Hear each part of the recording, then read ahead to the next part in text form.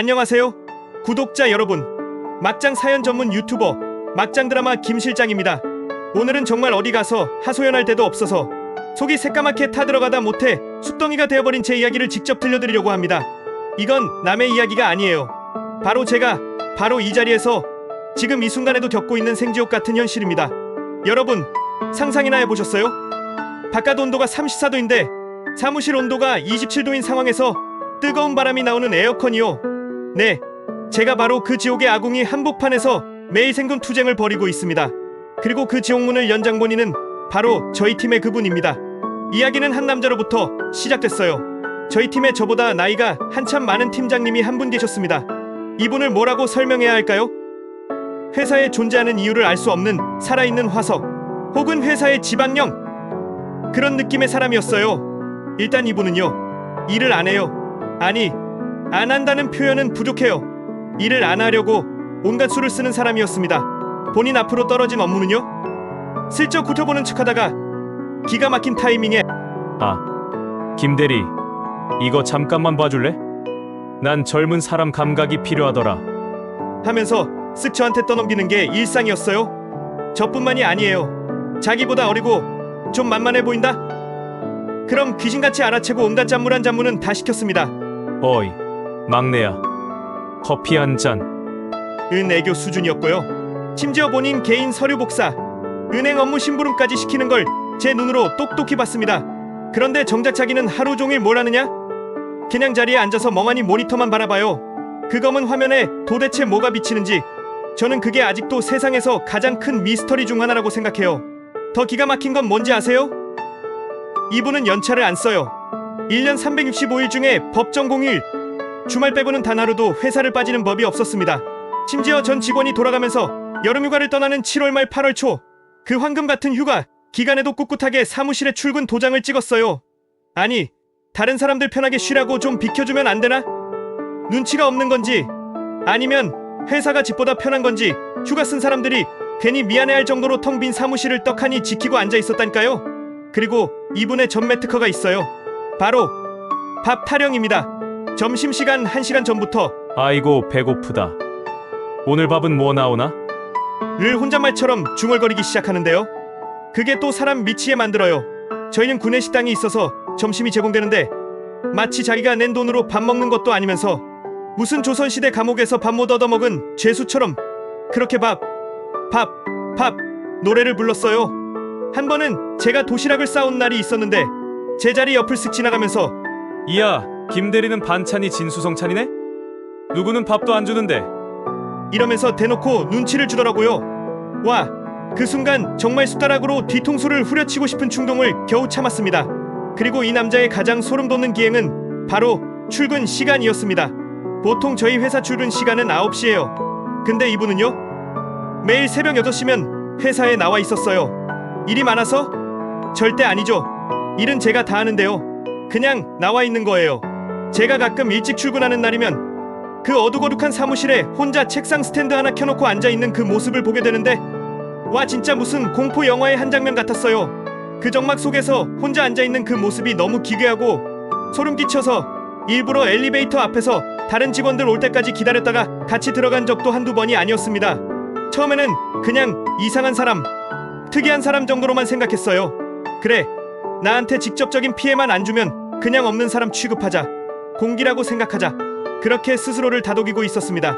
하지만 그건 저의 아주 크나큰 착각이었습니다. 그 남자의 진짜 관계는 이제 시작에 불과했어요. 사건은 살인적인 폭염이 기승을 부리던 지난 여름에 터졌습니다. 아스팔트가 녹아내리고 가만히 서 있기만 해도 땀이 줄줄 흐르는 그런 날이었어요.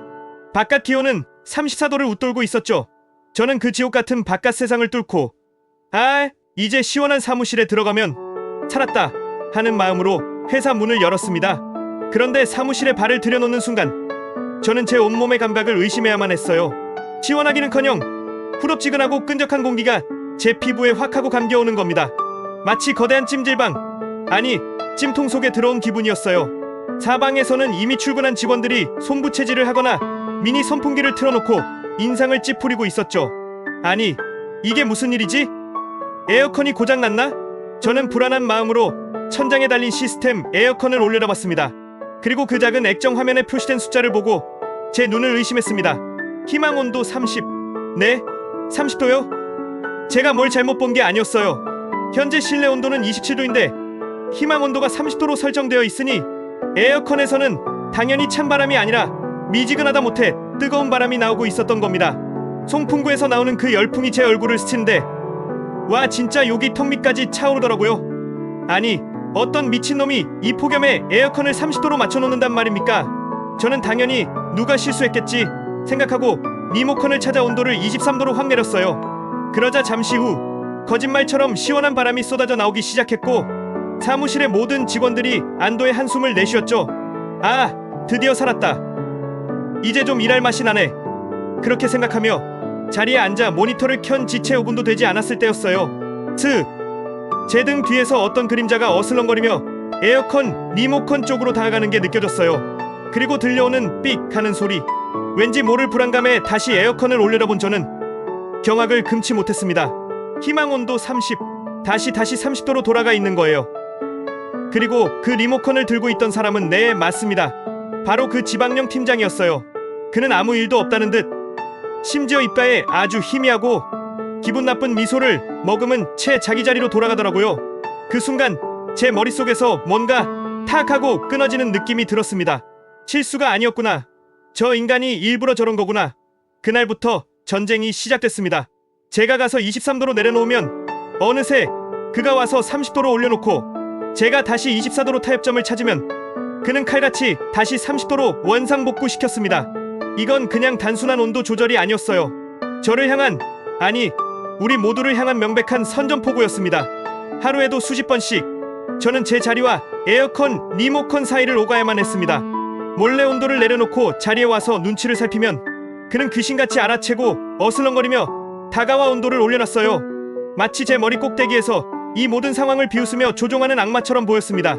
땀은 비 오듯 쏟아지고 불쾌지수는 천정부지로 치솟고 업무 효율은 바닥을 쳤습니다. 시원한 아이스 아메리카노를 사와도 자리에 놓은 지 분 만에 미지근한 보리차로 변해버리는 마법이 펼쳐졌어요. 정말 미쳐버릴 것 같았습니다. 상황은 날이 갈수록 악화되었습니다. 이제 저뿐만 아니라 다른 직원들도 이 미친 온도 전쟁에 동참하기 시작했어요. A 대리가 온도를 내리면 팀장이 올리고 비주임이 내리면 또 팀장이 올리고 사무실은 그야말로 숨막히는 온도 전쟁터가 되어버렸죠. 참다 못한 몇몇 직원들이 그에게 직접 물어봤습니다. 팀장님, 너무 더운데 에어컨 온도 좀 그냥 놔두시면 안 될까요? 다들 힘들어요. 그러자 그는요, 대답을 하는 대신 그냥 씩 하고 웃기만 하는 거예요. 화난 것도 아니고 미안한 것도 아닌 그저 모든 게 너무나 재밌다는 듯한 그 기괴하고 소름 돋는 미소. 그 미소를 본 사람들은 더 이상 아무 말도 하지 못하고 자리로 돌아가야만 했습니다. 마치 뱀 앞에 개구리처럼 얼어붙어버린 거죠. 저는 이대로는 안 되겠다 싶어서 최후의 수단을 썼습니다. 바로 에어컨 리모컨을 제 서랍 깊숙한 곳에 숨겨버린 겁니다. 이러면 더는 못 올리겠지 하는 비장한 마음이었죠. 그렇게 되찾은 평화는 단 한 시간도 가지 못했습니다. 제가 잠시 화장실을 다녀온 사이 사무실에는 또다시 지옥의 열풍이 불고 있었어요. 설마 하는 마음에 서랍을 열어보니 맙소사, 분명히 깊숙이 숨겨뒀던 리모컨이 감쪽같이 사라져 있었고 당연하게도 다시 에어컨 컨트롤 패널에 떡하니 붙어있는 게 아니겠어요? 와, 그땐 정말 공포스러웠습니다. 이 인간이 내 서랍을 뒤진 건가? 어떻게 알고 찾아낸 거지? 혹시 내가 모르는 또 다른 리모컨이 있는 건가? 온갖 생각이 머릿속을 헤집어놨어요. 그날 오후 제 인내심은 마침내 바닥을 드러냈습니다. 중요한 보고서를 마감해야 해서 초집중을 해야 하는데 이마에서는 땀이 흘러내려 키보드 위로 뚝뚝 떨어지고 등은 땀으로 축축하게 젖어 의자에 들러붙는 끔찍한 상황이었어요. 더위 때문에 머리는 멍해지고 짜증은 극에 달했죠. 그런데 저 멀리서 그 팀장이 또다시 리모컨을 향해 어슬렁거리며 다가가는 모습이 보였습니다. 그 순간 저도 모르게 자리에서 벌떡 일어나 소리쳤습니다. 팀장님! 사무실의 모든 시선이 저에게로 쏠렸어요. 제발 좀 그만하세요. 지금 밖에보다 여기가 더 더운 거 안 느껴지세요? 다들 저 죽으려고 하는데 도대체 왜 자꾸 온도를 올리시는 거예요? 제발 이유라도 좀 들어봅시다. 제 목소리는 분노와 억울함으로 떨리고 있었어요. 사무실에는 숨막히는 정적이 흘렀습니다.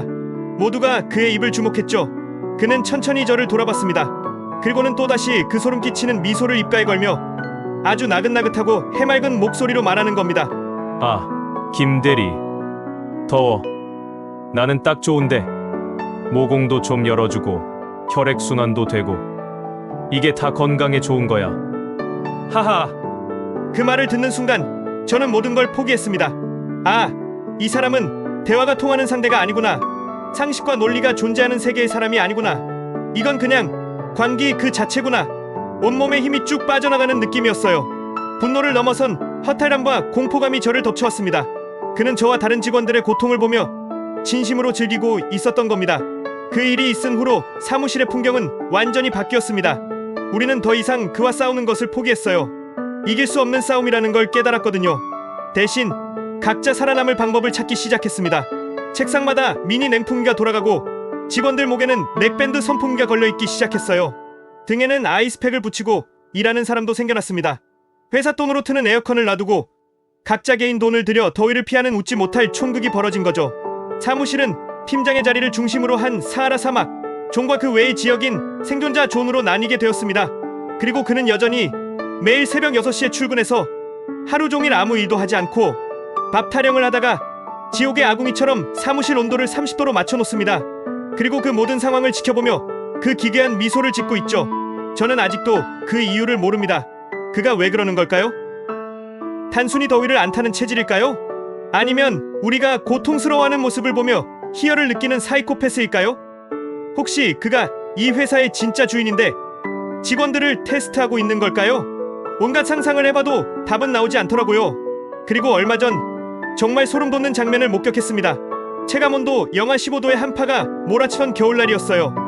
모두가 두꺼운 패딩과 목도리로 중무장을 하고 출근하던 그날 아침, 회사 앞에서 그와 마주쳤습니다. 그런데 그 사람, 그 추운 날씨에 얇은 가을 코트 하나만 덜렁걸치고 있는 겁니다. 심지어 얼굴에는 추워하는 기색 하나 없이 여름말 우리를 보며 짓던 그 미소를 똑같이 짓고 있었어요. 그 모습을 본 순간 저는 깨달았어요. 아, 이 사람은 덥거나 추운 것을 느끼는 차원의 문제가 아니구나. 그냥 정상의 범주를 벗어난 사람이구나. 그가 우리에게 가하는 이 고통은 이유가 있는 게 아니라 그냥 그의 존재 방식 그 자체라는 것을요. 구독자 여러분, 지금 이 순간에도 저는 땀으로 축축한 등과 멍한 머리로 이 대본을 마무리하고 있습니다.